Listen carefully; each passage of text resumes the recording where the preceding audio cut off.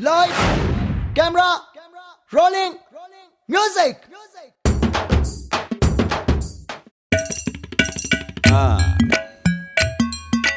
Dong dong dong dong dong dong dong dong dong dong dong dong.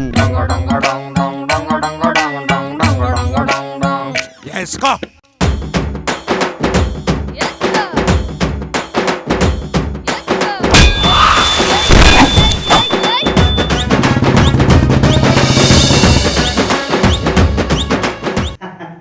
అదండి matter ఏంటంటే మంచి సోగ్గడి గెటప్లో వచ్చారని చూస్తున్నారా. మరి రామేండి ఇవాళ సంక్రాంతి పండగ అడావుడిని అయినా సరే ఇంత అడావుడిగా రావడానికి కారణం ఏంటా అని ఆలోచిస్తున్నారు. అదేనండి మన కింగ్ నాగార్జున గారి బొమ్మ ఇవాళ రిలీజ్ అయింది. ఆ ఇన్స్పిరేషన్తో ఇలా వచ్చామన్నమాట. బొమ్మ ఏంటంటే అన్నపూర్ణ స్టూడియోస్ బ్యానర్ మీద మన కింగ్ నాగార్జున గారి నిర్మాతగా కళ్యాణ కృష్ణ కురసాల అనే నూతన దర్శకుడి దర్శకత్వంలో మన కింగ్ యువ సామ్రాట్ నాగార్జున ద్విపాత్రాభినయంలో ఎవర్ గ్రీన్ హీరోయిన్ రమ్యకృష్ణ, మరో హీరోయిన్ అందాల రాక్షసి లావణ్య త్రిపాఠి. ఈ కాంబినేషన్లో ఈరోజు మన ముందుకు వచ్చిన ఫ్యామిలీ ఎంటర్టైన్మెంట్ సోగ్గాడే చిన్ని నాయన వారు తస్సర్రవలా.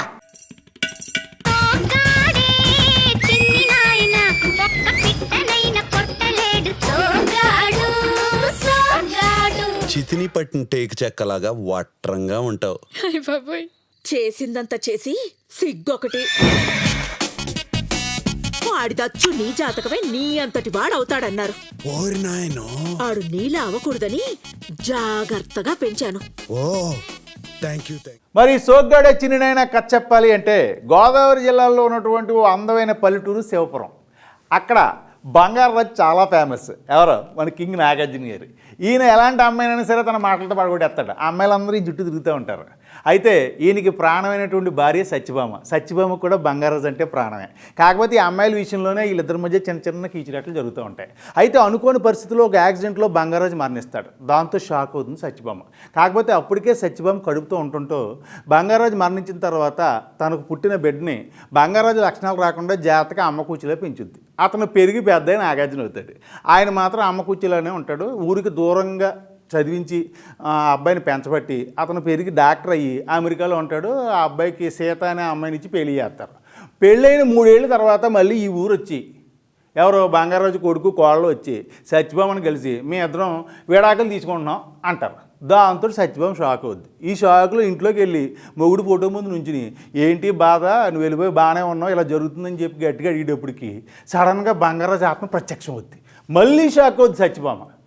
నువ్వేం కంగారు పడకు, నీకు మాత్రమే కనపడతాను, నీకు మాత్రమే వినపడతాను, ప్రాబ్లం ఏంటని తెలుసుకుని జీరోగా ఉన్న తన కొడుకు బాడీలోకి దూరి మన బంగారాజు తన కొడుకుని హీరోని ఎలా చేశాడు, అంతేకాకుండా వాళ్ళ కుటుంబానికి ఆ ఊరికి ఉన్న సమస్యల్ని మన బంగారాజు ఎలా ఛేదించాడు, అసలు బంగారాజు మరణానికి గల కారణాలు ఏంటి, ఊరి సమస్యలకి కుటుంబ సమస్యలకి ఉన్నటువంటి ఆంతర్యం ఏంటి, అసలు బంగారాజు ఆత్మ ఈ భూమి మీదకి ఎందుకు వచ్చింది, ఎలా వచ్చిందనే కారణాలను ఛేదిస్తూ ఇవన్నీ కూడా ఎంటర్టైనింగ్గా చూపిస్తూ ఉన్న కథే ఈ సోగ్గాడే చిరునైన కథ అండి. అంటే కథాకథనాలు పెద్ద కొత్తగా లేకపోయినా సన్నివేశాలు కొత్తగా ఉండబట్టి క్యారెక్టరైజేషన్లు ఫ్రెష్గా ఉండబట్టి ఈ సోగ్గాడు మరింత సోగ్గా కనిపించాడండి. అబ్బా పెట్ట ఆడిపోతుంది. దాని అర్థం తెలుసా? I google it. కర్మరా, అది నెట్లో ఉండదు.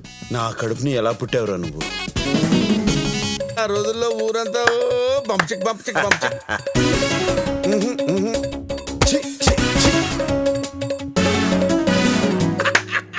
మరి ఈ సినిమాలో నటినట్టు గురించి చెప్పాలంటే ముందు చెప్పుకోవాల్సింది మన కథానాయకుడు యువ సామ్రాట్ కింగ్ నాగార్జున.